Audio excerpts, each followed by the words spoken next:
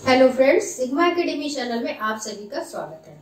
संस्कृत विषय को बहुत ही आसान तरीके से पढ़ने और समझने के लिए मैंने अपने इस सिग्मा एकेडमी चैनल की शुरुआत की है।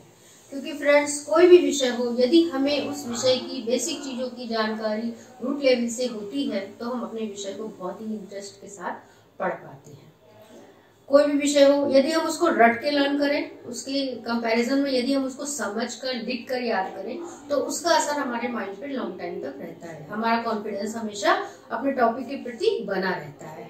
तो मैं आपसे यही कहना चाहूंगी कि मेरा प्रयास यही है कि मैं अपने इस चैनल में बच्चों को ये अच्छे से बताऊं कि कुछ भी आपको पढ़ना है, लर्न करना है तो उसको समझ कर लर्न करें, तो वो आपके लिए हमेशा हेल्पफुल रहेगा, कोई किसी भी सब्जेक्ट की स्टडी आपको करनी हो तो फ्रेंड्स, अपने आज के इस वीडियो में मैं आपको ये बताना चाहूंगी कि कर्ता और क्रिया का आपस में क्या मेल है।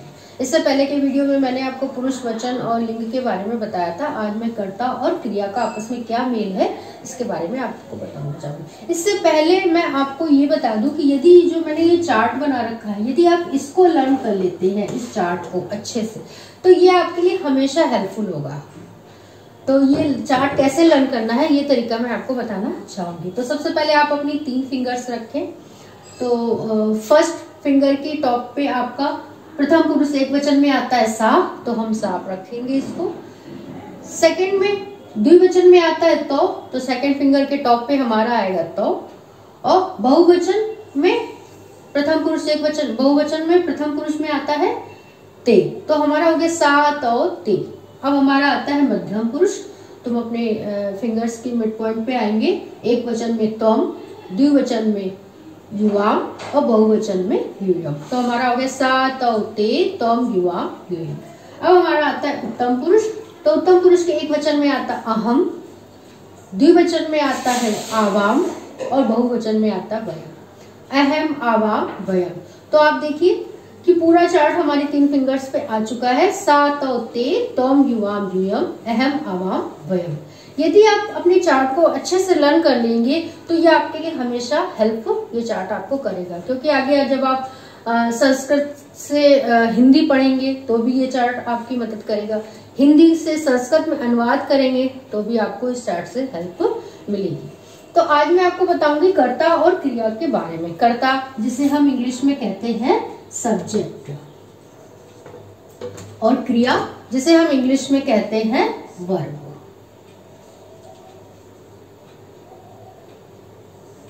तो आपको पता है कि कोई भी वाक्य हम बनाते हैं तो उसके लिए हमें 2 चीजों की जरूरत होती है। एक होता है हमारा कर्ता और दूसरी होती है हमारी क्रिया, क्योंकि इसके बिना हमारा कोई भी वाक्य नहीं बनता है। तो मैं आपको बताऊंगी कि कर्ता जो होते हैं वो 9 होते हैं और क्रिया भी 9 होती है। कर्ता को भी 9 भागों में बांटा गया है और क्रिया को भी 9 भागों में बांटा गया है। तो कर्ता जो हमारे ये जो चार्ट हमारा बना हुआ है, इसी में हमारा जो प्रथम पुरुष में जो एक वचन में है वो सा, द्विवचन में है तो, बहुवचन में है ते। यदि हमें किसी एक व्यक्ति के विषय में बात करनी है तो हम सा का प्रयोग करेंगे। जैसे वह जाता है तो हम कहेंगे सा गच्छति। 2 लोगों के बारे में बात करनी है तो हम तो, और 3 लोगों के बारे में बात करनी है या 2 से अधिक लोगों के बारे में तो हम ते कर्ता का प्रयोग करेंगे। उसी तरीके से हमारा मध्यम पुरुष आता है कि जब हमें किसी की ये कहना हो कि सेकंड पर्सन के बारे में बात करें, जैसे इंग्लिश में हम सेकंड पर्सन कहते हैं और संस्कृत में भी हमारा वो सेकंड पर्सन है। कि तुम खाते हो या तुम पढ़ते हो, तुम जाते हो, तो हम कहेंगे तुम जाते हो तो तुम गच्छसि, ठीक है, तुम पढ़ते हो तो तुम पठसि। तो ये हमारा मध्यम पुरुष का एक वचन का कर्ता है। द्विवचन में बनता है युवाम और बहुवचन में बनता है यूयम। उत्तम पुरुष का एक वचन का कर्ता है हमारा अहम, जैसे कि हम इंग्लिश में हमारा जो फर्स्ट पर्सन है, संस्कृत का हमारा थर्ड पर्सन। जैसे मैं पढ़ती हूँ या मैं पढ़ता हूँ तो अहम पठामि, ये हमारा कर्ता हो गया और पठामी हो गई हमारी क्रिया। और द्विवचन में बनता है हमारा आवाम और बहुवचन में बनता वयम। मतलब 2 लोगों के लिए कोई बात हमें कहनी है तो आवाम, जैसे हम दोनों जाते हैं या हम दोनों पढ़ते हैं।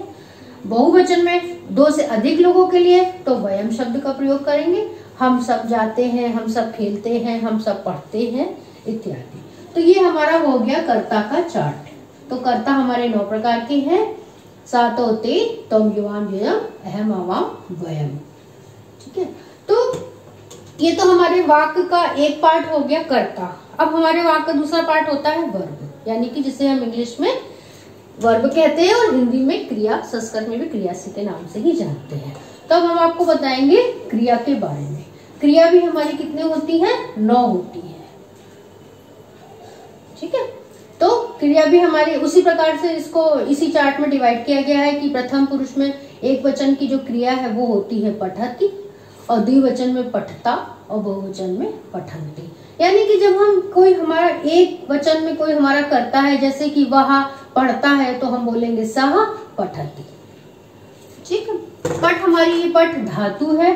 और एक बात हम आपको और बता दें कि यहाँ पे हमारे जो काल जो हमारा चल रहा है, जो बात करी जा रही है, वो प्रेजेंट टेंस पे बात करी जा रही है, यानी कि वर्तमान काल में। आपने इंग्लिश में भी टेंस पढ़े हैं, प्रेजेंट टेंस, पास्ट टेंस और फ्यूचर टेंस, और हिंदी में भी काल पढ़े हैं और संस्कृत में भी काल है। संस्कृत में 5 प्रकार के काल हैं, जिसके बारे में मैं आपको बाद में आगे डिस्कस करूंगी। अभी आपको केवल सिंपल, क्योंकि मुझे बहुत सरल तरीके से बताना है, इसलिए मैं अभी प्रेजेंट टेंस में आपको समझा रही हूँ वर्तमान काल में कि पठ धातु है, और पठ धातु के साथ कैसे हम उसको कर्ता के साथ उसका प्रयोग कर रहे हैं वाक्य बनाने के लिए, ये हम आपको बताना चाह रहे हैं।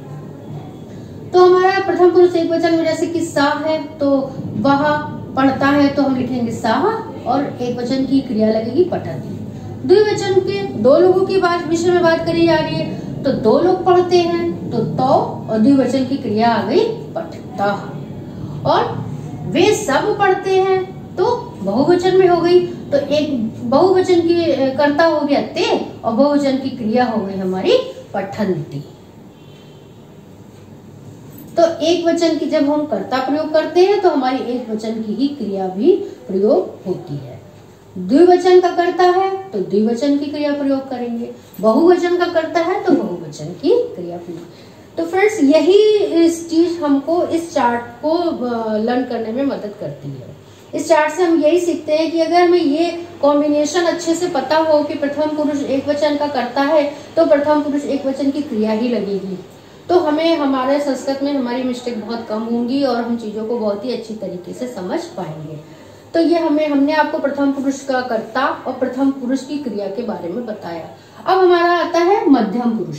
तो जब हमारा मध्यम पुरुष चल रहा है कर्ता में, तो हमारा मध्यम पुरुष चलेगा क्रिया में। ठीक है, तो जैसे कि है, हम कहेंगे तुम पढ़ते हो। तुम पढ़ते हो, ये तो हिंदी में बोल रहे, अगर हम इसे संस्कृत में बनाना है, तो तुम की संस्कृत होती है तुम, और क्रिया पढ़ते हो, तो हम क्रिया भी लेंगे इसकी मध्यम पुरुष एक वचन की पठसी, तो तुम पठसी।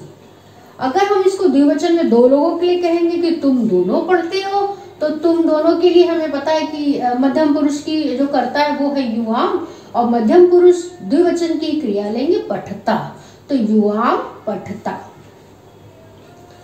अगर 2 से ज्यादा लोग उस काम को कर रहे हैं, 3 लोग कहेंगे तुम सब पढ़ते हो, तो यूयम बहुवचन का कर्ता हो गया, और बहुवचन की क्रिया हो गई पठत, यूयम पठत।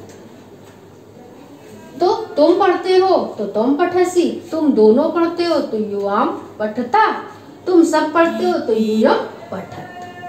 अभी आपको थोड़ा सा कंफ्यूजन लग रहा होगा, लेकिन जब हम इसको और उदाहरण देके आपको समझाएंगे, तो आपका ये चार्ट जो है वो और अच्छे से क्लियर हो जाएगा। तो हमारा हो गया प्रथम पुरुष का कर्ता, प्रथम पुरुष की क्रिया, मध्यम पुरुष का कर्ता, मध्यम पुरुष की क्रिया। अब हमारा आता है उत्तम पुरुष। उसी तरीके से इसको भी हम प्रयोग करेंगे। जैसे मैंने कहा कि किसी ने कहा कि मैं पढ़ता हूँ, तो मैं की संस्कृत आपने जान ली अहम, यानी कि एक वचन का कर्ता उत्तम पुरुष का, तो एक वचन की क्रिया पठामी, अहम पठामी। उसी तरीके से हम दोनों पढ़ते हैं, तो उत्तम पुरुष द्विवचन की कर्ता हो गया आवाम, और क्रिया हो गई पठावा, आवाम पठावा। बहुत ही आसान है, लेकिन आसान आपको जब ही लगेगा जब आप इस चार्ट को अच्छे से समझ लेंगे, लर्न कर लेंगे। अभी तो आपको थोड़ा कंफ्यूजन लग रहा होगा। अब आता है उत्तम पुरुष का बहुवचन वयम, यानी कि हम सब पढ़ते हैं। जब हम पूरे क्लास की बात करेंगे कि हम सब पढ़ते हैं, तो हम बोलेंगे वयम, हम सब के लिए, और पढ़ते हैं तो क्रिया भी हमारी बहुवचन की आ जाएगी पठामा, तो वयम पठामा। तो मेरी कोशिश है कि आप इसको और अच्छे से मैं और आपको बताऊंगी आगे, जिससे कि आपको इस चार्ट के बारे में पूरी नॉलेज हो जाए। तो यहाँ मैं क्रिया को एक बार और आपको डिफाइन करना चाहूंगी कि जैसे कि पठती है, मतलब पठती, पठ धातु में ती शब्द जो है वो हमारा मूल शब्द है। कि कोई भी धातु हो, जैसे पठ की जगह खाद धातु हो, ठीक है, वस धातु हो, पिब धातु हो, पिब का अर्थ होता है पीना, तो उसमें हमारा जो ती लग जाता है तो वो हमारी क्रिया बन जाती है। तो ती हमारा मूल शब्द है। खाने खाते हैं तो खादती, पढ़ते हैं तो पठती, जाते हैं तो गच्छ धातु है, उसमें ती मूल शब्द लगे, गच्छति जाते हैं। उसी तरीके से पठता में तह जो है वो मूल शब्द है, वो किसी भी धातु के साथ लग सकता है। पठंती में अंति मूल शब्द है, जो किसी भी धातु के साथ आपको उसका प्रयोग कर सकते हैं। अब पठसी मध्यम पुरुष का एक वचन, इसमें सी मूल शब्द है। तो पठसी जैसे बना है वैसे खादसी, गच्छसी, पीबसी। अब सेकंड द्विवचन में पठता, तो इसमें था मूल शब्द है। बहुवचन में पठत, उसमें था मूल शब्द है, जो हमारा किसी भी धातु के साथ लग सकता है। उत्तम पुरुष पठामी में मी मूल शब्द है, जैसे खादामी, पठामी की जगह खाद धातु है, पठ की जगह खाद धातु है तो खादामी। द्विवचन में पठावा है, वह इसमें मूल शब्द है। गच्छामी, गच्छावा, कोई भी धातु के साथ आप लगा सकते हैं। बहुवचन में पठामा है तो मां इसमें मूल शब्द है। जो भी हम किसी भी धातु के साथ इसको लगा देंगे तो वो हमारी क्रिया बन जाएगी। तो इसके आगे मैं आपको और उदाहरण देकर इस चार्ट को और क्लियर करना चाहूंगी।